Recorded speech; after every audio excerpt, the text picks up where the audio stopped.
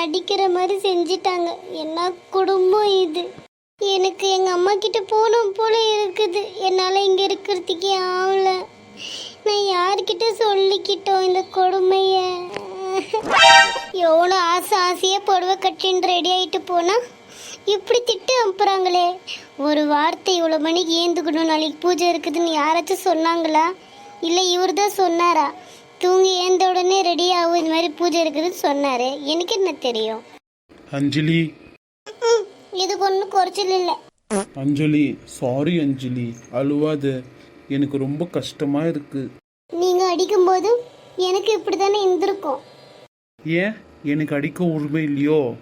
நீங்கள் அடிங்க, என்ன கொல்லுங்க, எதுவாக இருந்தாலும் இந்த 4 செவத்துக்குள்ளே இந்த ரூமுக்குள்ளே பண்ணுங்க. அவ்வளோ பேர் முன்னாடி என்ன அடிச்சிட்டிங்கல்ல, அதாங்க என்ன தாங்க முடியல.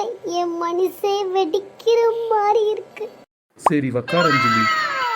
நான் வக்கர சொன்னேன், இப்போ எதுக்கு ஏந்து போய் அங்கே நிற்கிற? நான் இங்கே இனிமேல் உங்ககிட்ட பேச மாட்டேன், உங்களை பார்க்க மாட்டேன்.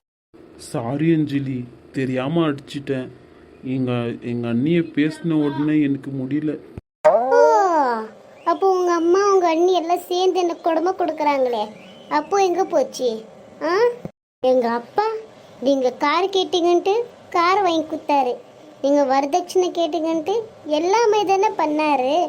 இவ்வளோ செஞ்சியும் எனக்கு என்ன இருக்குது இந்த வீட்டில் மரியாதை? அவோ உங்கள் மூத்த மருமக, அதாவது உங்கள் அண்ணி இருக்காளே, ஒன்றுமே எடுத்துட்டு வரல, அவளுக்கு அவ்வளோ மரியாதையா? அது முடிஞ்சு போன கதை, அது விட்டு தள்ளு போதும்.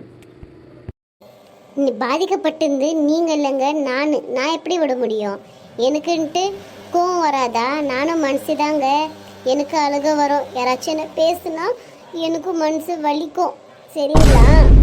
எங்க உங்கள் மனசு தொட்டு சொல்லுங்க, நான் இல்லாத டைமில் அவங்கெல்லாம் உங்ககிட்ட தப்பாக என்னை பற்றி பேசுறதுன்னுட்டு. அது வந்துடி. ஐயோ நிறுத்துங்க. என்னவா இருந்தாலும் உங்கள் அம்மா உங்கள் நொண்ணி இல்லையா, சப்போர்ட் பண்ணதான் செய்வீங்க. 1000 தான் இருந்தாலும் உங்களுக்கு அவங்க தானே முக்கியம்.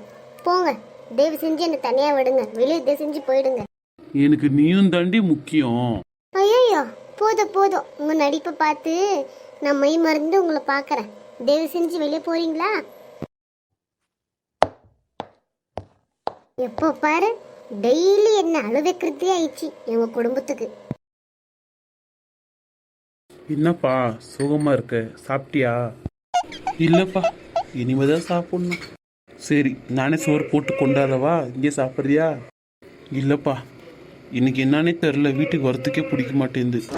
ஆஃபீஸுக்கு போனால் ஆஃபீஸ் டென்ஷனு, வீட்டுக்கு வந்தால் இவங்களோட டென்ஷனு. எனக்கு எங்கே போனால் நிம்மதி கிடைக்கும்னு தெரிலப்பா. எங்கேயாச்சும் தூரமாக எங்கன்னா போயிட்டு வந்துடலாமா, போகலாமான்னு தோணுது. இங்கே பாடுறா, இதெல்லாம் எல்லார் வீட்லேயும் இருக்கிறது தான். நீ என்ன பண்ணுறன்னா உன் பொண்டாட்டியை உட்கார வச்சு சொல்லி கொடு. இது அம்மா வீடு இல்லைம்மா, மாமியார் வீடு, அத்தை வீடு, இங்கே இப்படி தான் நடந்துக்கணும், காலையில் ஏந்துக்கோ, எல்லாம் கொஞ்சம் அட்வைஸ் பண்ணு, அவளும் புரிஞ்சிக்குவா. எங்கப்பா அவள் புரிஞ்சிக்கிறது? பேசுறதுக்கு போனாலே தயவு செஞ்சு வெளியே போங்கன்னு கத்துறா. அதுதான் வெளியே வந்துட்டேன்ப்பா நானே. இவ்வளோ நேரம் நான் கேட்டுதாண்டா இருந்தேன் உங்கள் அப்பா கிட்ட பேசியிருந்தெல்லாம். என்ன ரூமுக்கு கூட்டிகிட்டு போயிட்டு உன் பொண்டாட்டி உங்ககிட்ட வல்லுன்னு கத்தின்னு கிடக்குறாளா? ஏன் ரூம் ஒர்க்கு கேட்டுன்னு இருக்குது. இன்னைக்கு அவளுக்கு இருக்குது கச்சேரி. நீ நட. அம்மா விட்டு தொலைமா, நீ வரை ஆரம்பிக்காத. எப்படியோ நாசமாக போட்டோம், தயவு செஞ்சு விட்டுருங்க அவளை தனியாக கொஞ்ச நேரம். உண்டே எனக்கு பெரிய இம்சையாக போச்சுமா. அவள் இம்சை தாங்க முடியலன்ட்டு உன் இம்சை வேற எனக்கு. என்னடா இப்படி பேசுற நீ? என்ன பெத்த தாயை நீ இந்த பேச்சு பேசுறியேடா? ஐயோ, என் புள்ள வாழ்க்கையில நானே மண்ணள்ளி கொட்டிட்டேனே. எந்த நாள் அவ கால் எடுத்து உள்ள வச்சான்னு தெரியலையே.